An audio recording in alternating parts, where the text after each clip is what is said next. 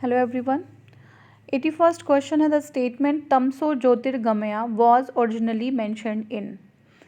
Option है हमारा उपनिषद, महाकाव्य, पुराण या षड्दर्शन, नन ऑफ एबव. तो सही उत्तर है उपनिषद. तमसो ज्योतिर्गमय का मेंशन उपनिषद में है. तो देखिए देखते हैं. द स्टेटमेंट तमसो ज्योतिर्गमय is originally mention in the Brihadaranyaka Upanishad. कहाँ पे? बृहदरण्यक उपनिषद में. याद रखना है तमसो ज्योतिर्गमय कहाँ पे है? बृहदरण्यक उपनिषद. और सत्यमेव जयते कहाँ पे था? मुंडकोपनिषद. ठीक है. तमसो ज्योतिर्गमय कहाँ पे है? Brihadaranyaka Upanishad. This statement means क्या मतलब है तमसो ज्योतिर्गमय का? Lead us from the darkness to the light और lead us from the ignorance to truth. तो क्या है? लीड अस, हमें जो है हमारा मार्गदर्शन करिए, हमें रास्ता दिखाइए डार्कनेस, अंधेरे से प्रकाश की ओर. ठीक है. और इग्नोरेंस, अज्ञानता से सत्य की तरफ. तो ये हमारा मतलब है तमसो ज्योतिर्गमया.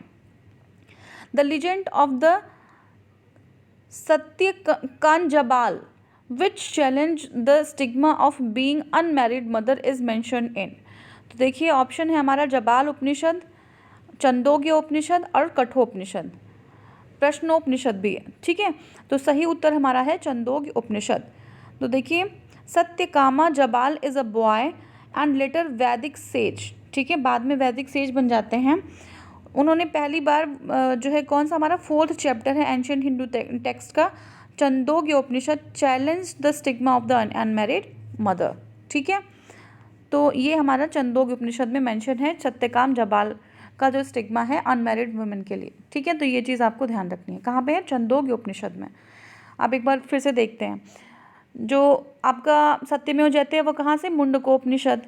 तमसो माँ ज्योतिर्गमय कहाँ से? उपनिषद में. और कौन से उपनिषद से? बृहदरण्य का उपनिषद. ठीक है. सत्यकाम जबाल का जो स्टिग्मा है अनमैरिड मदर का वो कहाँ से? छंदोग्य उपनिषद. कंफ्यूज नहीं होना है. ठीक है. नेक्स्ट देखते हैं the literal meaning of which Upanishad is white horse. कौन से उपनिषद का मतलब होता है वाइट, मतलब सफ़ेद, हॉर्स मतलब घोड़ा. ठीक है ना. तो किस उपनिषद का मतलब है? ऑप्शन देखते हैं कठोपनिषद, छंदोपनिषद, तैत्तिरीय उपनिषद और है ईशोपनिषद. और नेक्स्ट है नन ऑफ दीज. तो सही उत्तर है नन ऑफ दीज. कोई सही नहीं है. ठीक है. None of these Upanishads in the given options literally means the white horse. Shvetashvatara Upanishad is the ancient Sanskrit text. जो देखिए जो श्वेताक्षरा उपनिषद है वो जो है उसमें उसका अर्थ होता है white horse. Shvetashvatara literally means carried on a white horse. ठीक है. नेक्स्ट क्वेश्चन है founder of the basic script of the Rigveda watch. ठीक है. जो बेसिक स्क्रिप्ट है ऋग्वेदा का उसके फाउंडर कौन होते हैं? सॉरी, बेसिक स्क्रिप्ट क्या है ऋग्वेद का? ठीक है. तो ऑप्शन है देवनागरी, खरोष्टी, पाली और ब्राह्मी. तो ब्राह्मी इज द क्या है आपका? बेसिक स्क्रिप्ट है. किसका? ऋग्वेदा का. देखते हैं actual writing of Vedic text in Sanskrit is suppose to have started only much later than Ashokan reign. ये Devanagari script later descended from the Brahmi script. देखिए पहले ब्राह्मी स्क्रिप्ट से फिर उसके बाद वो देवनागरी स्क्रिप्ट में आ गया. ठीक है. The basic script of Rigveda was Brahmi. अगर ये पूछा जाएगा कि जो बेसिक स्क्रिप्ट है देवनागरी का किस जो है उसमें लिखा गया है स्क्रिप्ट में, तो आपकी ब्राह्मी स्क्रिप्ट में. ठीक है. तो the work of script of और भाषा is set to have been started by Brahma. तो ये भाषा का जो स्क्रिप्ट है उसका जो काम है वो कार्य जो है ब्रह्मा ने स्टार्ट किया था. For thousands of years the script was known after him as a Brahmi script. The Rig Veda is divided to 10 mandals. ठीक है ना. उन्हीं के नाम पे जो है इसका नाम ब्राह्मी स्क्रिप्ट रख गया है. और ऋग वेद को 10 मंडल्स में डिवाइड किया गया है. 128 हाइम्स हैं कॉल्ड सूक्ता. ठीक है. तो 128 हाइम्स हैं उसको सूक्त बोलते हैं.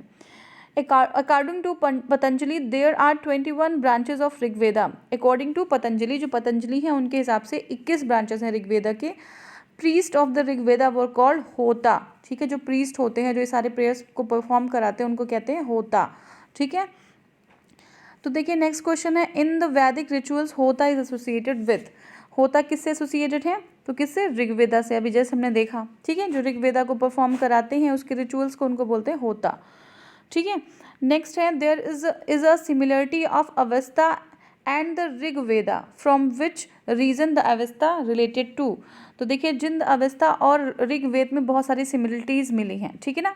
तो अवेस्ता कहाँ, किस रीजन से, किस एरिया से बिलोंग करता है, ठीक है। ऑप्शन है India, Iran, Israel, Egypt. Answer है Iran. According to definition given about the Aryans, the Indo Iranian people whose number composed of Zoroastrian scriptures, the Avesta and the Hindu scriptures such as the Vedas called themselves the Aryan। ठीक है, उन्होंने Aryans के बारे में बहुत कुछ describe किया हुआ है, ठीक है। तो ये जो आपका अवेस्ता है वो कहाँ से बिलोंग करता है? ईरान से बिलोंग करता है। So it is clear that in the Vedic period it was the region of present day Iran, ठीक है, where Zoroastrian prevail and Avesta was written by Zoroastrian, ठीक है। जो जोरोस्ट्रियन जो लोग थे उन्होंने अवेस्ता को लिखा, ठीक है। नेक्स्ट क्वेश्चन है which of the following animal was considered as the aghanya during the Vedic period. अघन्या मतलब होता है जिसकी हत्या नहीं की जा सकती, ठीक है, अघन्या। तो किसको अघन्या कहा जाता था? ऑप्शन है बुल, शीप, काउ, एलिफेंट। सही उत्तर जो है वो है आपका cow, guy. It was cow which was considered as aghanya during the Vedic period. Aghanya means not worthy to be killed. ठीक है? This status of cow shows that how pious it was considered during the Rigveda period. तो इससे ये पता चलता है कि जो गाय है, काऊ है या फिर हमारी गाय या गौ माता, उनको कितना जो है पवित्र समझा गया है ऋग्वैदिक टाइम में। नेक्स्ट क्वेश्चन है अघन्या, जस्ट अ सेकेंड। हाँ, अघन्या इन ऋग्वेदा इज मेंशन फॉर, किसके लिए अघन्या को मेंशन किया गया है? तो काऊ को अघन्या से जो है हम रिलेट कर सकते हैं। नेक्स्ट है the name aghanya mention in many passages of the Rigveda refers to किसको? Priest, woman, Brahmans, cow, cow, ठीक है, उत्तर हमारा काऊ। नेक्स्ट है in the early Vedic period what was considered to be the most valuable property. सबसे जो valuable, सबसे important जो प्रॉपर्टी हुआ करती थी वो क्या थी? ऑप्शन है लैंड, काऊ, वुमेन और वाटर। तो दैट वाज काऊ, ठीक है। Cattle breeding was the most important economic activity. सबसे महत्वपूर्ण जो आर्थिक जो एक्टिविटीज़ जो कार्य था वो क्या था? कैटल ब्रीडिंग, ठीक है। किसकी? ऋग्वैदिक लोगों की। Prayers were offered to increase the number of cattle.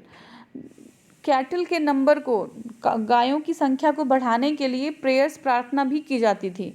और गाय मीडियम ऑफ एक्सचेंज भी हुआ करती थी, कोई चीज़ लेना उसके बदले गाय को एक्सचेंज किया जाता था। Cow is considered as the deity in some sukta of Rigveda, ठीक है। किसी किसी सूक्त में जो है ऋग्वेदा की किसी किसी हाइम में काउ को डेटी भी जो है कहा गया है। It in context of Indian culture rit means, rit का मतलब क्या होता है? Natural law, artificial law, human law, social law, none of this. सही उत्तर है नेचुरल लॉ। रिट मीन्स होता है natural law. The concept of rit that is universal principle of natural order of Vedic origin. Rit का मतलब क्या होता है कि ये जो है क्या है? यूनिवर्सल प्रिंसिपल है, सार्वभौमिक जो आपका प्रिंसिपल है ये, ठीक है। किसके लिए? Natural order of Vedic origin. ये वैदिक ओरिजिन का नेचुरल, प्रकृति का यूनिवर्सल यानी कि सार्वभौमिक जो आपका क्या है? सिद्धांत है, ठीक है। कौन? रित। रित has been the basis of the Indian culture, legal theory, politics, philosophy, ठीक है। तो रित का जो आपका इन्फ्लुएंस है वो हर जगह है, कल्चर पे भी है, जो लीगल थियरीज हमारी पॉलिटिक्स हैं, फिलोसफी है, सब पे जो है यूनिवर्सल प्रिंसिपल जो ऑफ नेचुरल ऑर्डर यानी कि रित का इन्फ्लुएंस है। God Varuna was suppose to uphold the रिट। और रिट को किसने अपहोल्ड किया? गॉड वरुण ने, ठीक है। वरुण किसके देवता थे? स्काई के थे या स्पेस के थे, ये बताना है आपको, ठीक है। नेक्स्ट है, हाँ, all the natural order that's why he was called Ritasya Gopa, ठीक है ना। मतलब ऋत मतलब क्या होता है? नेचुरल प्रिंसिपल, ठीक है, जो नेचुरल ऑर्डर का है, यूनिवर्सल प्रिंसिपल है, उसको जो है अपहेल्ड करने वाले, उसको जो है कंट्रोल करने वाले, ठीक है, ये कौन है? वरुण है। और सबसे इंपॉर्टेंट देवता कौन होते हैं? इंद्र होते हैं, 250 हाइम्स है उनके लिए, ठीक है। उसके बाद कौन होते हैं? इंद्र के बाद अग्नि होते हैं, उनके लिए 200 है। और उसके बाद फिर कौन होते हैं? उसके बाद नहीं होता, लेकिन जो ऋत हैं उनको जो है अपहेल्ड करने वाले कौन होते हैं? अपहोल्ड करने वाले वो हैं जो है गॉड वरुण, ठीक है। नेक्स्ट जो क्वेश्चन है वो है, in the context of ancient Indian society which one of the following terms does not belong to the category of other 3। एक ऑड वन आउट वाला है इसमें, एक जो है जो जिन तीनों से बिलोंग नहीं करता उसको हमें बाहर आंसर कर देना है, ठीक है। देखते हैं, कुल, वंश, कोश और गोत्र। तो देखिए ये बहुत ही क्लियरली विजिबल है कि जो कुल, वंश और गोत्र है वो जो है फैमिली से रिलेटेड है, लेकिन कोश जो है हमारा वो मुद्रा या मनी से रिलेटेड है। देखते हैं, in the context of ancient Indian history the vansh, gotra and kul are words associated with the family system, ठीक है, सब फैमिली सिस्टम से संबंधित है। लेकिन जो आपका कोश है वो ट्रेजरी से संबंधित है, ठीक है। नेक्स्ट जो क्वेश्चन है वो है, what is the total number of संस्कार, कितने संस्कार होते हैं? तो टोटल हमारे 16 संस्कार होते हैं, ठीक है ना, 16 संस्कार होते हैं। देखिए, there are 16 samskara have been described, these are perform before birth. तो कुछ जो है 3 जो है संस्कार हमारे बर्थ के पहले परफॉर्म किए जाते हैं, और 12 जो है 12 हमारे लाइफ के टाइम पे, और एक जो है डेथ होने के बाद, ठीक है। 3 बर्थ के पहले, 12 जब तक लाइफ चलती रहती है, 12 संस्कार उसी के बीच में होते हैं, और एक जब हमारी डेथ हो जाती है तब होते हैं, ठीक है। इट सीम्स दैट उपनयन संस्कार is the most important and commonly performed besides of course the wedding ceremony and ritual after death. तो सबसे जो इम्पोर्टेंट जो संस्कार हैं वो है उपनयन संस्कार, ठीक है। दूसरा जो है उसके बाद क्या है आपका, बहुत सारे, और जैसे वेडिंग में, विवाह के समय में बहुत सारे संस्कार जो है होते हैं, तो वो संस्कार, और जो डेथ होता है, डेथ के बाद जो संस्कार होता है वो संस्कार। तो ये जो तीनों संस्कार हैं वो सबसे इम्पॉर्टेंट माने जाते हैं, ठीक है। तो अब 16 संस्कार तो आई थिंक बहुत सारे लोग नहीं करते हैं, और कुछ लोग करते भी हैं परफॉर्म, लेकिन ये जो तीनों संस्कार है ये कंपलसरी है, सभी लोग करते हैं, ठीक है। तो देखिए 16 संस्कार हम एक बार देख लेते हैं, है ना। गर्भधान, ठीक है, कंसेप्शन, गर्भधान के समय का संस्कार। और क्या है, सवना मतलब फीटस प्रोटेक्शन, ठीक है, ये भी एक संस्कार है। सीमांतो नयन संस्कार, ये क्या है, safety satisfying the craving of the pregnant women, ठीक ना। सीमांतो नयन मतलब होता है कि जब गर्भधान के धारण के टाइम में क्या होता है कि जो फीमेल्स होती हैं उनको कुछ चीज़ों की क्रेविंग होती है, तो उसको जो है सेटिस्फाई कराना भी एक संस्कार है, ठीक है ना। जात कर्म मतलब चाइल्ड बर्थ हो जाता है, वो एक संस्कार है, ठीक है। नामकरण संस्कार होता है फिर, है ना। फिर निष्क्रमण संस्कार मतलब taking the child outdoors for the first time, पहली बार जो है बच्चे को बाहर निकालना निष्क्रमण संस्कार है, ठीक है। अन्नप्राशन संस्कार, जब पहली बार बच्चा कुछ खाता है, ठीक है। मुंडन संस्कार मतलब हेयर कट होता है, ये भी होता है, ठीक है। और क्या है, कर्णवेधा संस्कार मतलब ईयर पियर्सिंग होती है, मतलब कान को छेदा जाता है, उसमें कुछ पहनाया जाता है, ठीक है। उपनयन क्या होता है, सैक्रेड थ्रेड सेरेमनी, ठीक है ना, जनेऊ पहनते हैं तो उसको उपनयन संस्कार बोलते हैं, ठीक है। और क्या है, रंभा स्टडी ऑफ वेदास मतलब जब वेदारंभ, ठीक है ना, वेदारंभ मतलब स्टडी ऑफ वेदास, जब वेद को आरंभ करने के लिए बच्चों को बाहर भेजते हैं तो वेदारंभ होता है। अब नेक्स्ट जो हमारा है समवर्तन संस्कार, इसमें क्या है, returning home after the completion of the education, पढ़ाई कंप्लीट करने के बाद समवर्तन होता है, लोग अपने घर वापस आते हैं, उसको समवर्तन संस्कार। विवाह संस्कार, ठीक है। नेक्स्ट हमारा है वानप्रस्थ मतलब अब जो है सब छोड़ के कुछ अपनी दायित्व को पूरा करने के बाद वो क्या करते हैं, रिनंसिएट करते हैं, छोड़ के अपने जंगल में प्रस्थान करते हैं। और संन्यास मतलब फुल रिनंसिएशन, सब कुछ छोड़ के जो है संन्यास ले लेते हैं, अब उनको दुनिया की मोह माया से जो है कोई मतलब नहीं होता, ठीक है। नेक्स्ट जो है आपका अंत्येष्टि, अंत्येष्टि क्या होता है, क्रीमेशन, ठीक है। तो क्रीमेशन जो है हमारा डेथ के बाद जो है किसी की मृत्यु हो जाती है तो अंत्येष्टि होती है। नेक्स्ट क्वेश्चन है, the teacher who taught the Vedang for livelihood was called, ठीक है, अपनी आजीविका के लिए वेदांग को पढ़ाते थे वो कौन थे? ऑप्शन है आचार्य, उपाध्याय, पुरोहित और क्या है, अथर्वयो। ठीक है, सही उत्तर जो हमारा है वो है उपाध्याय। तो देखते हैं आप जो है करेक्ट इसका क्या है। Upadhyaya was one who adopted teaching as a profession to earn his livelihood and taught only a portion of Vedas और वेदांगास। ठीक है ना, वेद और वेदांग के कुछ ही हिस्सों को पढ़ाते थे और अपनी जीवनोपार्जन के लिए इन्होंने टीचिंग को, शिक्षा को अडॉप्ट किया था। ठीक है, नेक्स्ट क्वेश्चन है with reference to difference between culture of the Rig Vedic Aryans and Indus Valley people, which of the following statement are correct? Indus valley और ऋग वैदिक लोगों के कल्चर के हिसाब से हमें देखना है कौन सा करेक्ट है इसमें। फर्स्ट है, Rig Vedic Aryans used the coat of mail and helmet in warfare, whereas the people of Indus civilization did not leave any evidence using them। ठीक है, मतलब कि देखो coat of mail and helmet, मतलब एक हेलमेट होता है जिससे वॉर टाइम में क्या होता है, रक्षा होती है, और एक इस तरीके से जो है वृत्ताकार, एक गोलाकार एक जो है वस्तु होती है जिसको वॉर टाइम में होल्ड करते हैं ताकि जो है युद्ध में नुकसान ना पहुंचे। तो ऐसी चीज़ें कौन धारण करता था, ये ऋग वैदिक पीपल धारण करते थे, लेकिन इंडस वैली सिविलाइजेशन से ऐसा कोई एविडेंस नहीं मिला है। फर्स्ट तो हमारा ये है। सेकेंड क्या है, Rig Vedic Aryans knew gold, silver, copper, whereas the Indus valley people knew only copper and iron. तो क्या ऋग वैदिक लोगों को गोल्ड, सिल्वर, कॉपर सारी चीज़ें पता थी, लेकिन इंडस वैली को सिर्फ कॉपर और आयरन के बारे में पता था। देखते हैं, देखिए इंडस वैली के लोग आयरन के बारे में बिल्कुल भी नहीं जानते थे, तो ये चीज़ हमारी गलत हो जाती है। थर्ड हमारा है, Rig Vedic Aryans has domesticated the horse, whereas there is no evidence of the Indus people having been aware of this animal. तो बिल्कुल सही है, जो ऋग वैदिक लोग हैं वो जो है हॉर्स जो है उनका मेन सेंटर था, हॉर्स से उनके पास बहुत सारे एविडेंस हैं हॉर्सेस के, लेकिन इंडस वैली अवेयर नहीं थे हॉर्स के लिए, ये जो है सही नहीं होगा, क्योंकि अवेयर थे बट उनका जो है पूरा सेंटर जो है हॉर्स पे नहीं टिका हुआ था। लेकिन इंडस वैली के लोग अवेयर थे, क्योंकि सुतकांगडोर वगैरह की कुछ जगहें थी जहाँ पे हॉर्स के बोन्स मिले हैं, टेराकोटा का रिप्लिका मिला है हॉर्स का, तो इस तरीके की कुछ चीज़ें मिली हैं।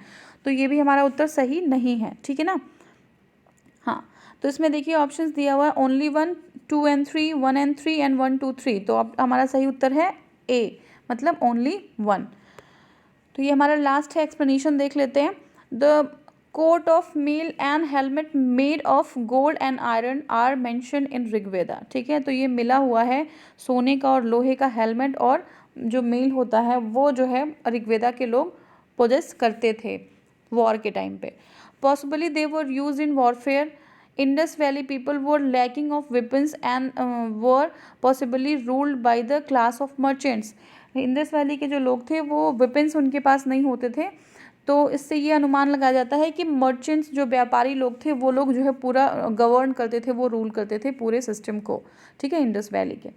Indus valley civilization did not leave any evidence of using weapons, कोई वेपन्स का एविडेंस नहीं है इंडस के लोगों के पास। ठीक है, देयरफॉर जो स्टेटमेंट 1 है वो करेक्ट हो जाएगा। जो ऋग्वैदिक आर्यंस होते हैं न्यू गोल्ड, सिल्वर, कॉपर ये सारी चीज़ें से अवेयर होते हैं। इंडस के जो लोग होते हैं वो क्या जानते हैं, सिर्फ कॉपर और ब्रॉन्ज के बारे में जानते हैं। ठीक है, use of iron spread in north India 1000 से 600 BC के टाइम पे जो है आयरन का यूज़ जो है नॉर्थ इंडिया में हुआ था। देयरफॉर जो 2 स्टेटमेंट हमारा दूसरा है वो गलत हो जाएगा। Rigvedic Aryans owed their success in India to their use of horses and chariots, and recently a site called the Bhagwanpura has been excavated in Haryana in Rig Vedic period where horse bone have been found।